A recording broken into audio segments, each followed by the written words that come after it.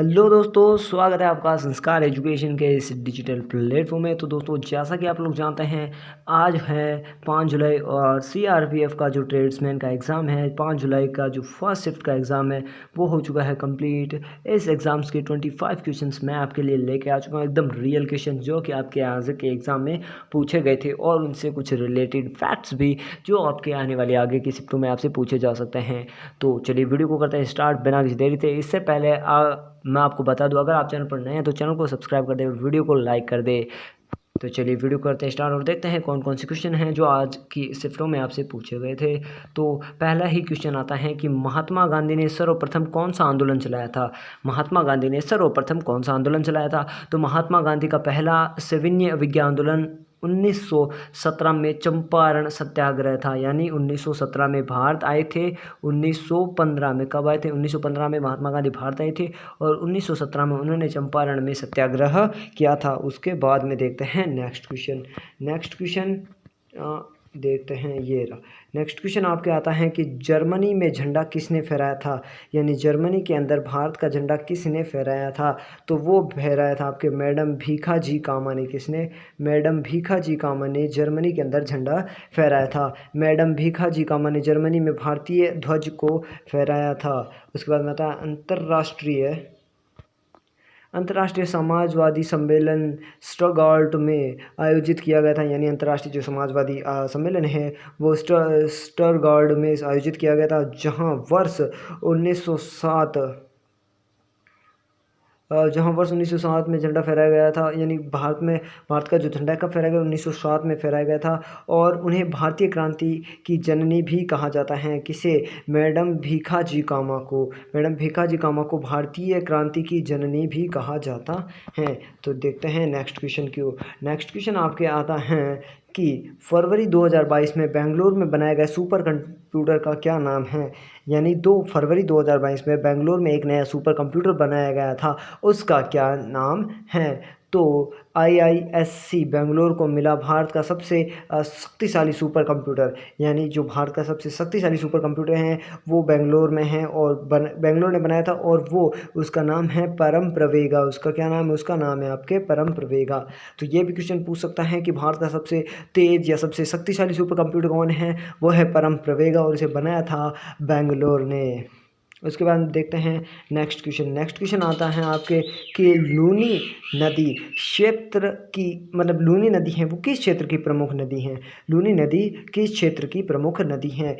यह नदी पश्चिमी राजस्थान की एक प्रमुख नदी है जो पूर्णतः पानी है, मतलब जो कि मतलब पूर्णतः प्रतिवर्ष चलने वाली नदी है। इस नदी को उद्गम स्थल पर स्थित सीतामती कहते हैं, जहाँ से ये निकलती है इसे सीतामती कहते हैं। फिर गोविंदगढ़ के निकट स्थित सरस्वती नदी के मिलने के बाद में इसे मिलने पर इसे लूनी नदी कहते हैं। यानी गोविंदगढ़ के किनारे जब ये सरस्वती नदी में मिल जाती हैं तब इसे लूनी नदी कहा जाता है।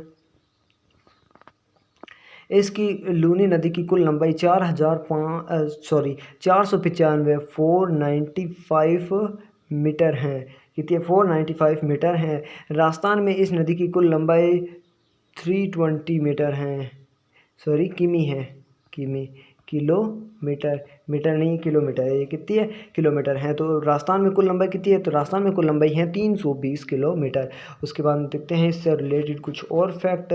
तो ये हैं आपके कि लूनी नदी भारत की एकमात्र अंतर्राष्ट्रीय नदी है। लूनी को लवणवती भी कहा जाता है। यह नदी अरावली पर्वत के निकट अन्ना सागर यानी नाग पहाड़ अजमेर से उत्पन्न होकर दक्षिणी क्षेत्र में प्रवाहित होती हुई कच्छ के रन में पहुंचती है।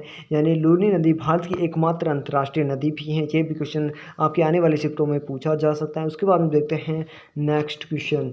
नेक्स्ट क्वेश्चन आता है कि आपके पद्मा सुब्रमण्यम का संबंध किससे है। जो पद्मा सुब्रमण्यम है उसका संबंध किनसे है। पद्मा सुब्रमण्यम एक भारतीय शास्त्रीय भरतनाट्यम नर्तक हैं। यानी जो पद्मा सुब्रमण्यम है वो क्या है? एक भारतीय शास्त्रीय नृत्य। कौन सा नृत्य? तो वो है भरतनाट्यम के नर्तक हैं। उसके बाद देखते हैं नेक्स्ट क्वेश्चन। नेक्स्ट क्वेश्चन आपसे पूछा गया था कि मानव विकास सूचकांक 2020 के अनुसार किस वर्ष जीवन प्रत्याशा में 12% की वृद्धि हुई थी। यानी 12%। 12% की वृद्धि हुई थी। तो किस वर्ष में हुई थी? ऑप्शन थे आपके 1980, 2005, 1970 या 1975। तो इसका राइट आंसर आपके हो जाएगा 1980। क्या हो जाएगा? 1980 हो जाएगा इसका राइट आंसर। ये रहा आपके 1980 हो जाएगा इसका राइट आंसर। उसके बाद में देखते हैं नेक्स्ट क्वेश्चन। नेक्स्ट क्वेश्चन आता है आपके हिंदी से कि जानने की इच्छा रखने वाला, यानी जो व्यक्ति जानने की इच्छा रखता हो उसे क्या कहते हैं? तो उसे कहते हैं आपके जिज्ञासु। जानने की इच्छा रखने वाले का अर्थ है जिज्ञासु। क्या होगा? जिज्ञासु। उसके बाद में देखते हैं नेक्स्ट क्वेश्चन। नेक्स्ट क्वेश्चन आपके आता है 1952 तक लिखित के अनुसार किस मनसबदार ने उड़ीसा को मुगल शासन के अधीन कर लिया था? यानी कौन सा जो मनसबदार था मुगलों का जिसने उड़ीसा को मुगल शासन के अधीन कर दिया था? तो ये थे राजा मान सिंह। राजा मान सिंह के नेतृत्व में मुगल सेना ने उड़ीसा के शासक निसार खां पर आक्रमण कर आत्मसमर्पण के लिए विवश कर दिया, परंतु अंतिम रूप से उड़ीसा 1992 ईस्वी में मुगल साम्राज्य के अधीन हुआ था। यानी किसने किया था? तो मान सिंह ने। और उस समय उड़ीसा का राजा कौन था? तो उस समय उड़ीसा का शासक था आपके निसार खान। उसके बाद में चलते हैं नेक्स्ट क्वेश्चन की ओर।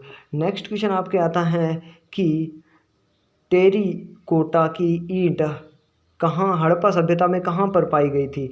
जो टेराकोटा की ईंटें हैं वो हड़प्पा सभ्यता में कहाँ पर पाई गई थी? तो वो पाई गई थी आपके बनमाली में। कहाँ पर पाई गई थी? बनमाली में। बनमाली हड़प्पा सभ्यता में हल्के टेराकोटा मॉडल की खुदाई की गई थी। बनमाली हरियाणा के हिसार जिले में स्थित हैं।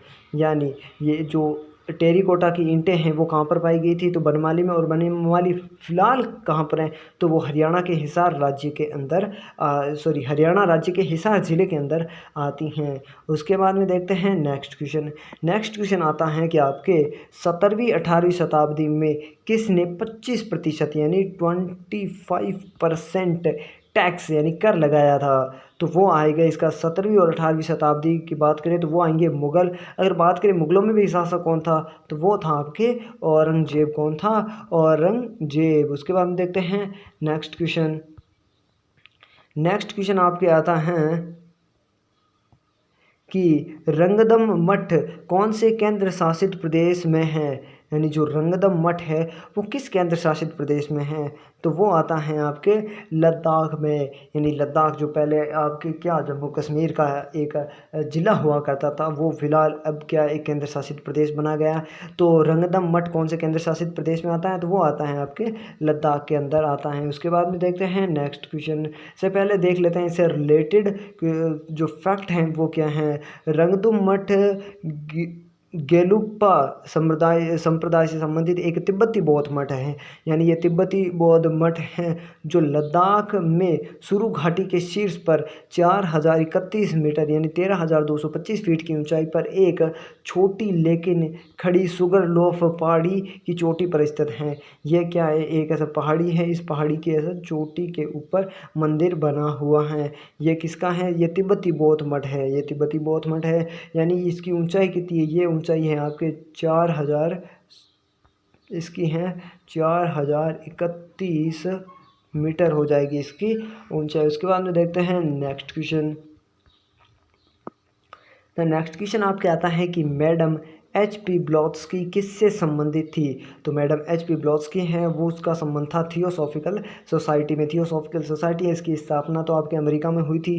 जो कि एक कर्नल थे उनके साथ में मैडम HP ब्लॉट्स्की और कर्नल MS ओकॉल्ट ने 1875 में अमेरिका में थियोसॉफिकल सोसाइटी की स्थापना की। उन्होंने 1822 में अपना मुख्यालय अडायार यानी मद्रास में स्थानांतरित कर दिया था। इन्हें स्थापना तो कहाँ पर हुई थी? अमेरिका के अंदर। उसके बाद में इसे कहाँ पर लाया गया? तो इसे लाया गया मद्रास के अंदर। स्थापना कब की गई थी? तो स्थापना की गई थी आपके 1875 में की गई थी। उसके बाद में देखते हैं नेक्स्ट क्वेश्चन। नेक्स्ट क्वेश्चन हमसे पूछे गए थे कि शरीर में वृद्धि, मरम्मत और ऊर्जा के लिए क्या आवश्यक है? यानी हमें हमारे शरीर को वृद्धि करने के लिए और ऊर्जा के लिए आवश्यकता है वो किन से पूरी होती हैं? तो वो पूरी होती हैं आपके पोषक तत्वों से पूरी होती है। किन से? तो वो होती है आपके पोषक तत्वों से। उसके बाद में देखते हैं नेक्स्ट क्वेश्चन।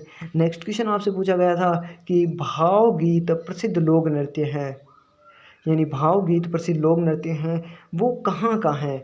तो भाव्या या भावैया पश्चिम बंगाल में लोकप्रिय लोक संगीत का एक संगीत रूप है, यानी भावगीत हैं। वो कहाँ का प्रसिद्ध लोक नृत्य है, तो ये आता है आपके पश्चिम बंगाल का प्रसिद्ध लोक नृत्य हैं। उसके बाद में देखते हैं अगला क्वेश्चन जो आपके आज की शिफ्ट में पूछा गया था।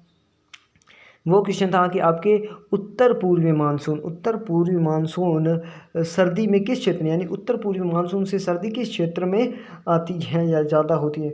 उत्तर पूर्वी मानसून की सक्रियता, यानी ये इतने टाइम पीरियड से इतने, यानी अक्टूबर नवंबर और दिसंबर महीनों में होती है। इसकी सक्रियता यानी अक्टूबर नवंबर और दिसंबर इन 3 महीनों में बहुत ही ज़्यादा होती हैं। उत्तर पूर्वी मानसून देश के 36 मौसम प्रभागों में केवल 5 प्रभागों तमिलनाडु, जिसमें पुडुचेरी भी शामिल है, केरल, तटीय आंध्र प्रदेश, रायलसीमा और दक्षिणी कर्नाटक में वर्षा करता है।